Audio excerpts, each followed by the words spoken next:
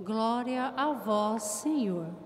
Que as palavras do Santo Evangelho perdoem os nossos pecados. Amém. Irmãos, irmãs, caminho, verdade e vida. No Evangelho de domingo passado, nós vimos a preocupação de Jesus em formar uma comunidade que desse continuidade à sua obra, à sua missão.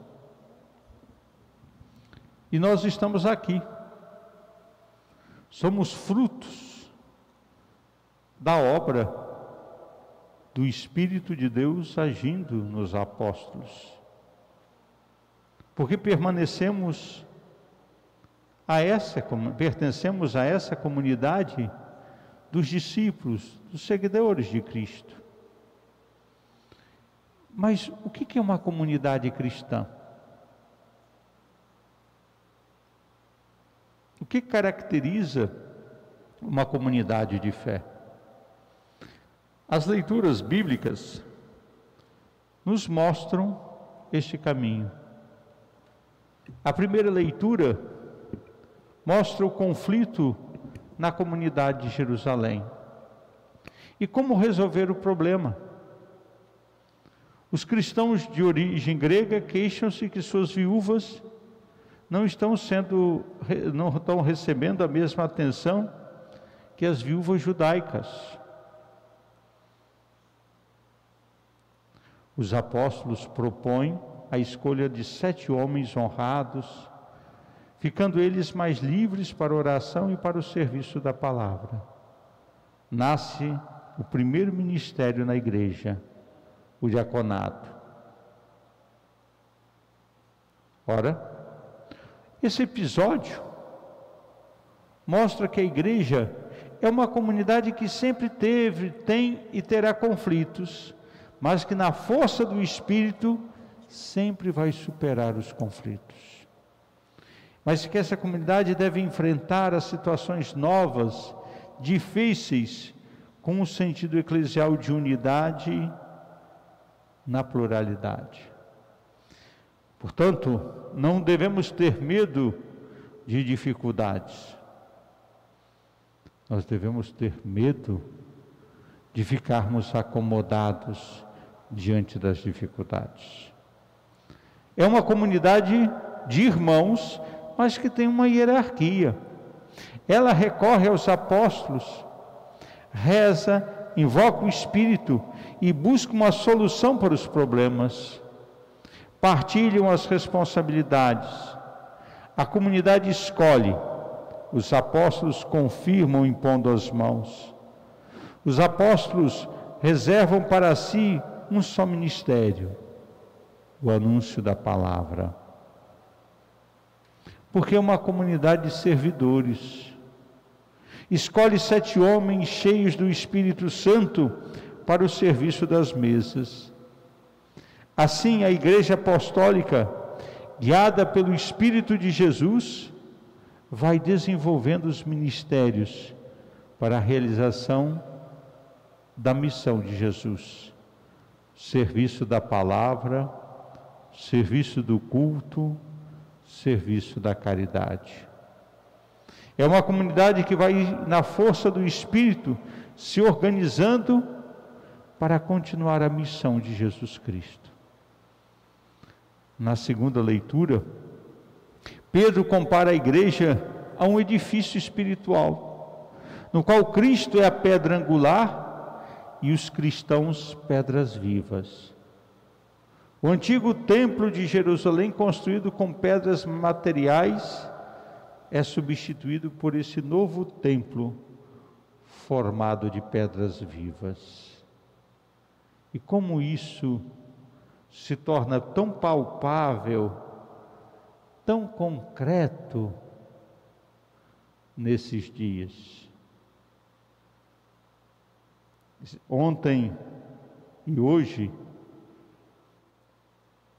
fiquei emocionado com a atitude de 2 mães. Uma deve, ao longo dessa semana, ganhar o seu primeiro filho. E aí queriam fazer um chá de bebê. E o que ela pediu?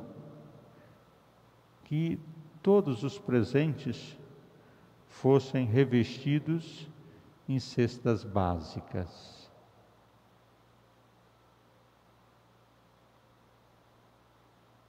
A igreja é pedra viva, que não olha para si, mas olha para o irmão. E hoje cedo o pai veio trazer as cestas.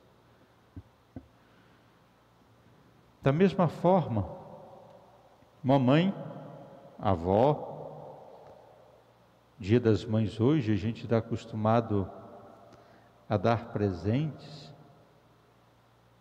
e ela pediu que recebesse, que os presentes que as pessoas fossem dar, fossem tudo em cestas básicas, para reverter também aos pobres. E amanhã ela vai mandar aqui entregar. A igreja não é o templo. A igreja somos nós, pedras vivas, que continuamos no nosso dia a dia a missão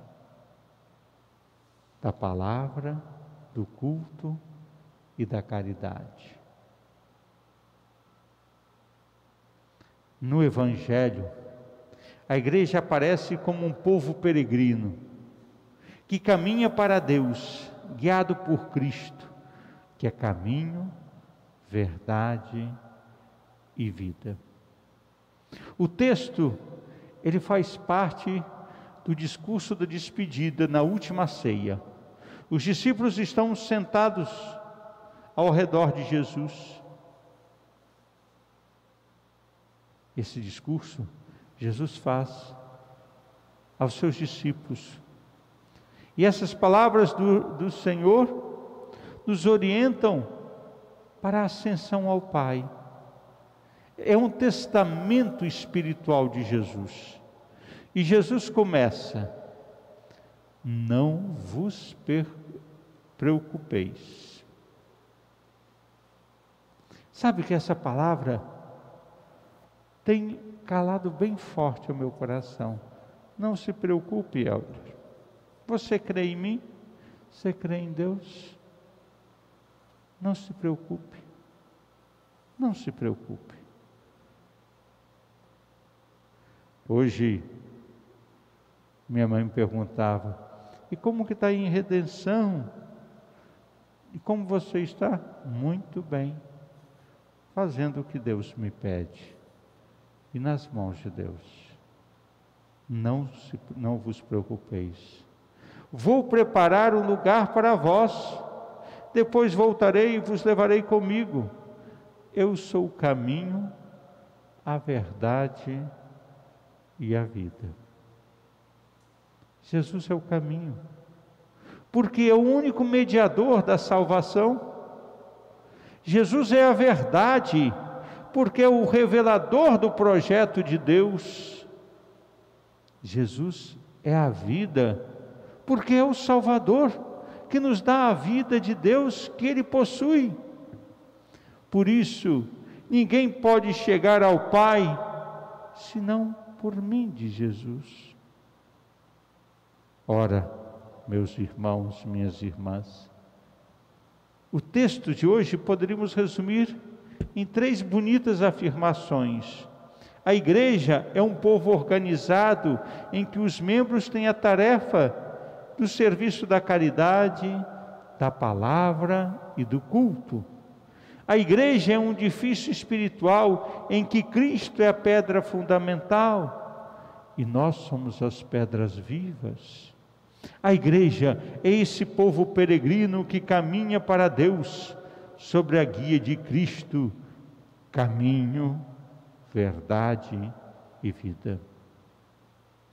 Porém, eu queria me deter a uma afirmação que às vezes a gente costuma distorcer nas nossas pregações por aí. Jesus fala: eu vou preparar na casa do meu Pai há muitas moradas. casa é essa? Será que a casa que Jesus está falando é o paraíso que teremos uma cadeira numerada antecipadamente? Já temos um quartinho lá no céu? Não. A casa que Jesus fala não é o céu.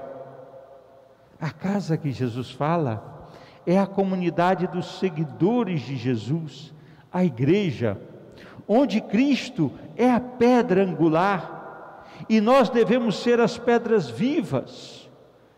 A casa do Pai é a comunidade cristã, é a família cristã, onde há muitos lugares, muitos serviços, muitas funções a serem desempenhadas. Ainda hoje, há muita morada nessa casa do Pai, e muitos lugares de trabalhos preparados por Jesus, que continuam desocupados. Antes da missa, eu já dava tinha um trabalho, um serviço aqui na comunidade desocupado, já foi ocupado por João Pedro, né? E vai agregando outros, né? Não é isso, João? Então, nessa casa há vagas, sim. E eu diria a você, meu irmão, a você, minha irmã, que está em casa, e diz, o Ministério da Saúde deve ficar em casa, mas de casa nós podemos catequizar, evangelizar, de casa nós podemos nos mobilizar para que as pessoas não fiquem sem nada para comer. De casa nós podemos fazer tantas coisas, graças hoje a esse advento da internet. Nessa casa vaga, não fique no desespero, não fique de braços cruzados, não fique esperando que a palavra chegue ao vosso coração. Expanda a tua palavra, seja uma propagadora do Evangelho. Na casa do Pai há vagas. Por que será? Desinteresse? Falta de oportunidade? Não. Talvez a gente precise estar atento à força do Espírito Santo. Cristo continua presente ainda hoje através da sua igreja. Na igreja somos de fato pedras vivas e precisamos ser mais vivas ainda.